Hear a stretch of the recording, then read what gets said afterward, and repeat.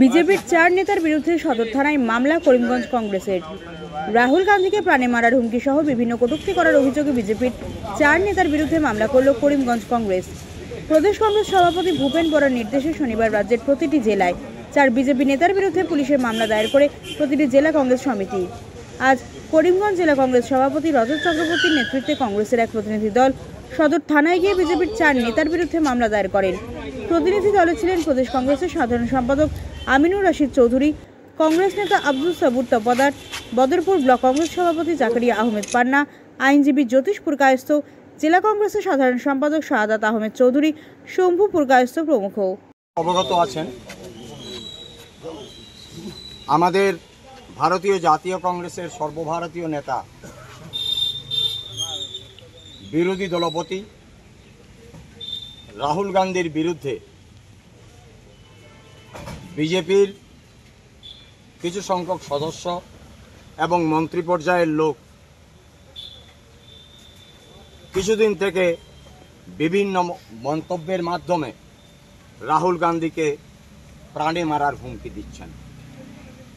কেউ বলছেন রাহুল গান্ধীর জিহ্বা যদি কেউ কেটে নিয়ে দিতে পারে তবে তাকে 11 লক্ষ টাকা দেওয়া হবে। আবার কেউ বলছেন রাহুল গান্ধীর মাথা যদি কেউ কেটে এনে দিতে পারে তাহলে তাকে 30 লক্ষ টাকা দেওয়া হবে। কেউ বলছেন ইন্দিরা গান্ধীর 1984 ইংরেজির 31শে অক্টোবর যেভাবে দেশমাতৃকার জন্য মৃত্যুবরণ করেছিলেন তাকে অতিরঞ্জিত করে হুমকি দেওয়া হচ্ছে রাহুল গান্ধীজিকে, যে ইন্দিরা গান্ধীকে যেভাবে হত্যা করা হয়েছিল ঠিক একইভাবে রাহুল গান্ধীকে হত্যা করা হবে। তো এই সমস্ত কিছু আমরা দীর্ঘদিন থেকে অনুধাবন করতে পারছি, আমরা শুনতে পাচ্ছি। আজকে সমগ্র আসাম রাজ্যে আমাদের রাজ্যিক সভাপতি ভূপেন বরার নির্দেশক্রমে সমগ্র আসাম রাজ্যের প্রত্যেকটি জেলা কংগ্রেস আজকে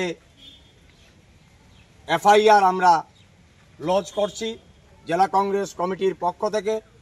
এই মুহূর্তে আমরা করিমগঞ্জ জেলা কংগ্রেস কমিটির পক্ষ থেকে এই যারা উক্তি করেছেন রাহুল গান্ধীর বিরুদ্ধে তাদের নাম উল্লেখ করে আমরা এইমাত্র এফআইআর লঞ্চ করে আসলাম। আমরা জানি যে বর্তমানে যে সরকার অধীন রয়েছেন কেন্দ্রে এবং রাজ্যে, তারা অনুধাবন করতে পারছেন যে মাত্র 3500 কিলোমিটার কাশ্মীর থেকে কন্যাকুমারী যাত্রা করে বিগত 2024-এর নির্বাচনে ভারতবর্ষের জনসাধারণ রাহুল গান্ধীর পক্ষে যে রায় দিয়েছেন, আগামী দিনে এই রায় আরো ভয়ঙ্করভাবে ভারতবর্ষের জনসাধারণ দেবেন।